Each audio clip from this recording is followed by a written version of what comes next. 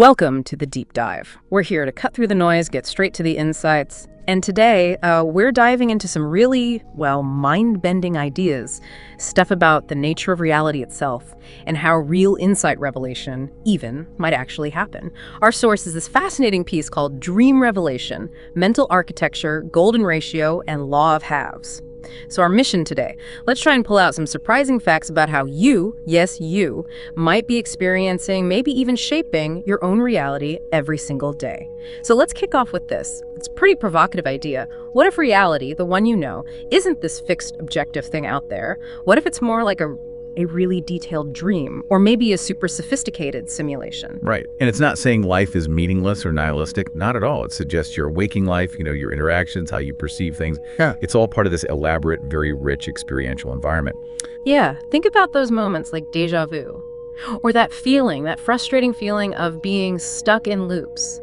The source calls them recursive loops, or holographic dead ends. When society seems stuck or history just keeps repeating. Exactly.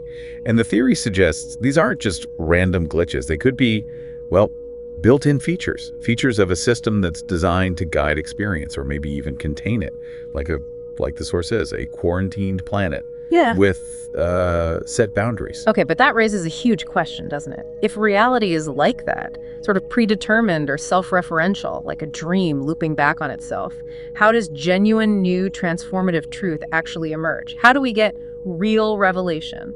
That's the crux of it, because, traditionally we think of revelation as something coming from outside, like a voice from beyond or sacred text, something external. But in this kind of dream universe, with all these recursive patterns, maybe those external things just get absorbed, pulled back into the loops. Right. They wouldn't create real, lasting change. They just become part of the existing pattern. Precisely. So the big question this source tackles is, how can the universe reveal itself from within, using its own built-in rules, its own mechanisms to reach beings like us who are actually part of that same fabric? That is the million-dollar question. If it's not external, then what? How do deeper truths unfold? And this deep dive offers a really novel idea here. It says revelation isn't imposed from outside at all. It's actually an internal structuring of consciousness itself. Yes. It's orchestrated, supposedly, through a kind of deliberate coordination of your mental architecture. And it's guided by these two really fundamental principles, the golden ratio phi and something called the law of halves. Okay, the golden ratio, that's the 1.618 number, right? We see it in nature, art, everywhere. Represents harmony, balance. Exactly. And here, it's proposed as a sort of blueprint, not just for physical forms, but for organizing information, even consciousness. And then there's the law of halves. This isn't just about simple either choices. It's more about this iterative process, dividing things into apparent opposites, but then integrating them. Yeah. Recognizing duality to find a higher synthesis. So these aren't just descriptions of how things are. They're almost like instructions. Prescriptive guides for how thought and perception should work within this dream. That's the implication. They actively shape how understanding unfolds. Okay, let's dig into this dream universe idea a bit more. So it's not saying reality is fake or illusory in a negative way. It's more that it's dynamically constructed, malleable, but still really rich, experientially. Like a very vivid dream, yes. It has its own internal logic, its own consistency. It gives you profound sensory and emotional experiences. But the underlying fabric, the stuff it's made of, might be much more fluid, more responsive to your consciousness than we typically assume. So in that kind of reality, information, data, it's not just something you passively observe, you're actively participating in it, shaping it somehow. That's the idea. It echoes concepts like, Jung's collective unconscious or even modern simulation theory. The line between observer and observed gets very blurry.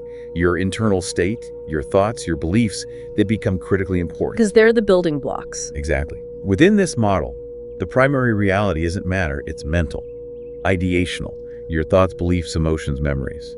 They aren't just side effects of brain chemistry, they are the fundamental building blocks of your experience. And these blocks form mental structures, the source calls them. Yes. Think of them like intricate, interconnected webs of concepts in your mind. And crucially, they're not static, they're dynamic.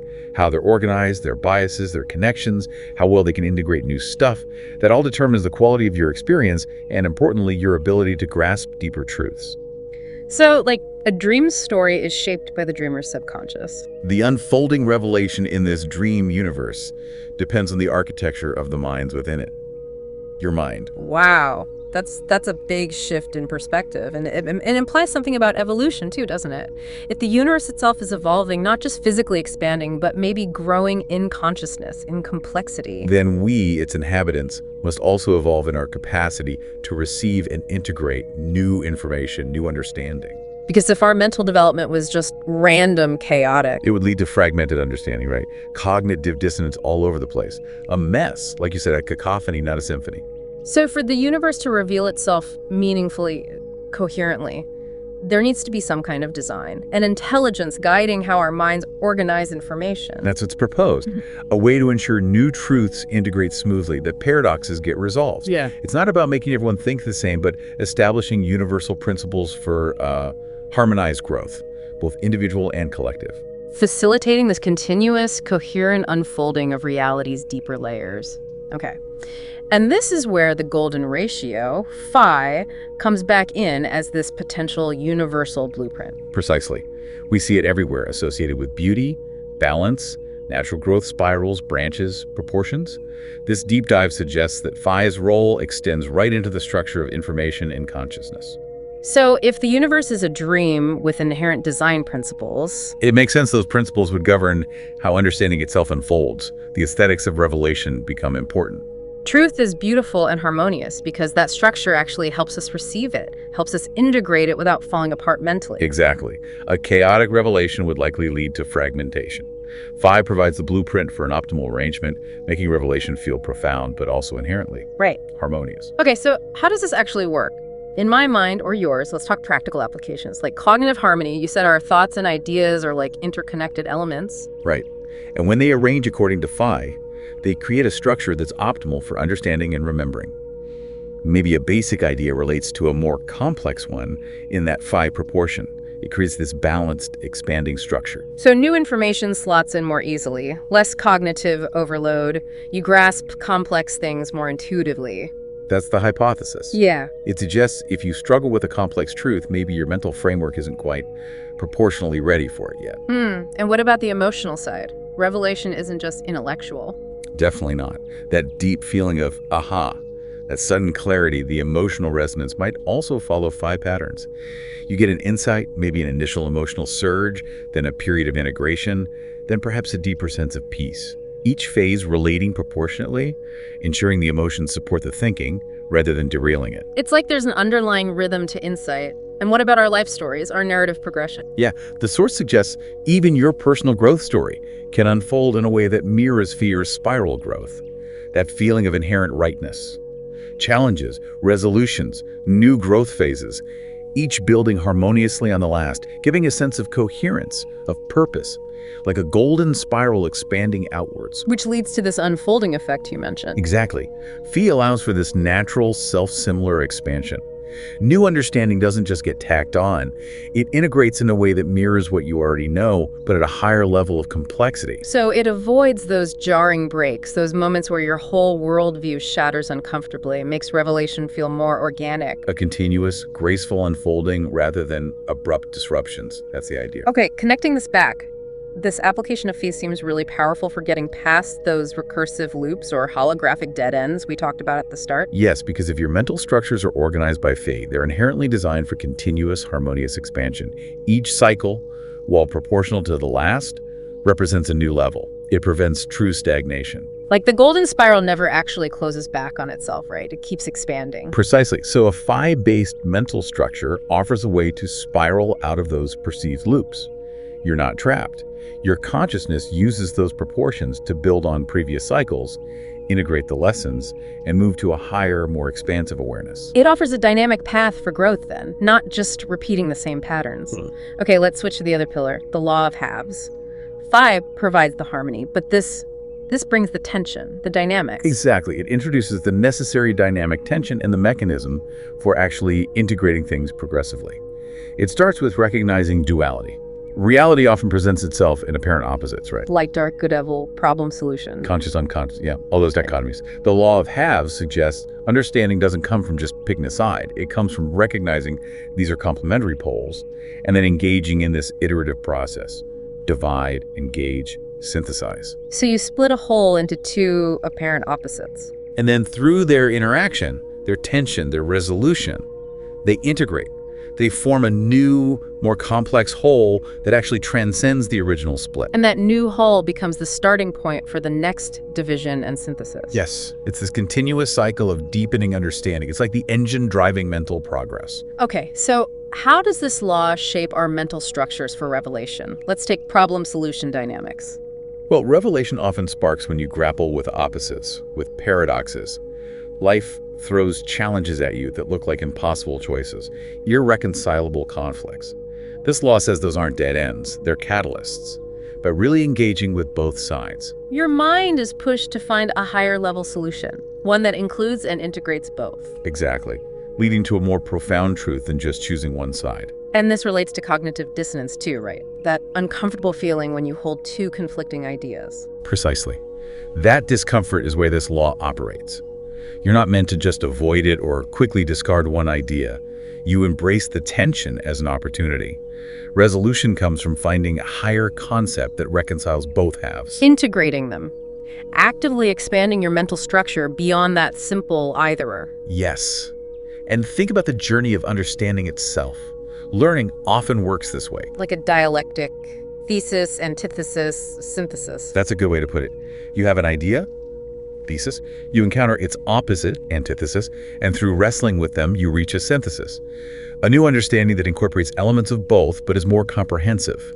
This iterative cycle, identify poles, explore the tension, find the unifying principle that's the law of halves in action. It sounds like experiential learning too. Life gives you choices, maybe two paths. Right. And the lessons are isolated. Whether you perceive a choice as leading to success or failure, this law implies both outcomes contribute. You're meant to integrate lessons from both halves of that experience. That leads to richer, more nuanced wisdom. Genuine wisdom, not just book learning. So this brings up a question.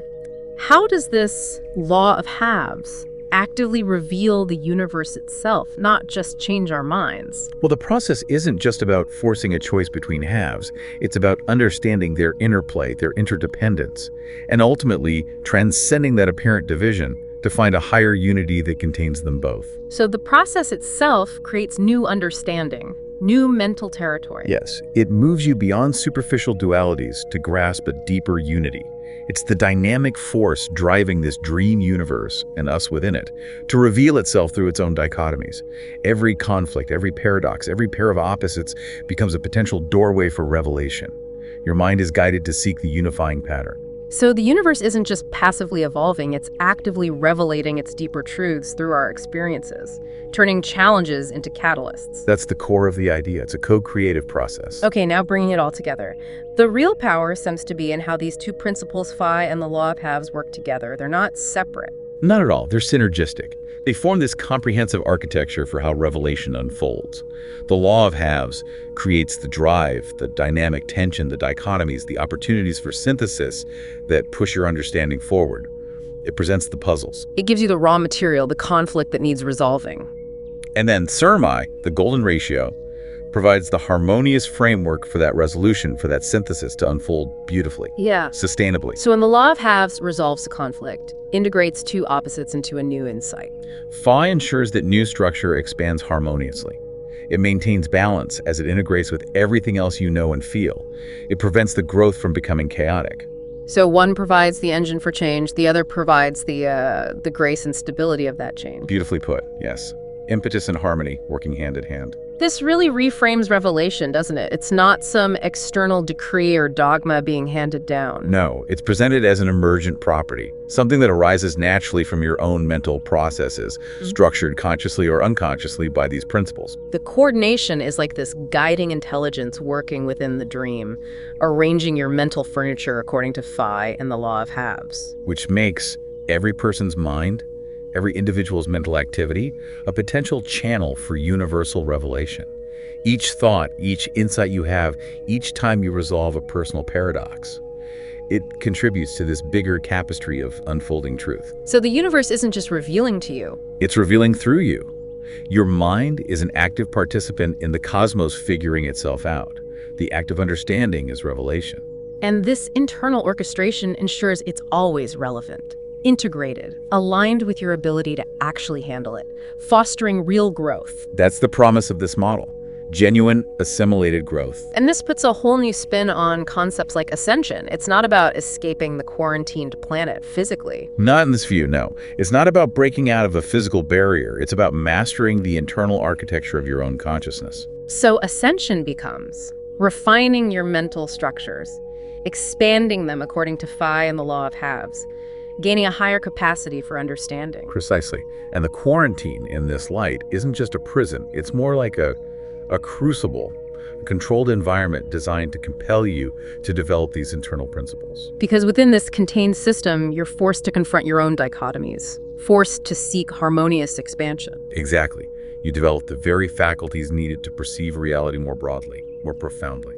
So your traveler's path isn't out there somewhere, it's profoundly internal. It's the journey of mental transformation, consciously orchestrating your own mindscape. The arduous, but ultimately liberating journey. Okay, so wrapping this up, this deep dive suggests that applying the golden ratio and the law of halves together within this idea of a dream universe, well, it provides a really compelling kind of elegant mechanism for self-revelation, for evolution. Yeah, phi ensures the harmony, prevents fragmentation. The law of halves drives the dynamic integration, resolving paradoxes, fostering growth. A powerful synergistic pair, guiding your consciousness, maybe, through those recursive loops towards something genuinely new, more expansive. And it shifts your role, doesn't it? From just being an observer to being an active, integral participant in the universe revealing itself. The grand tapestry isn't just woven by external forces. It's woven by the intricate, harmoniously coordinated threads of individual minds, collective minds.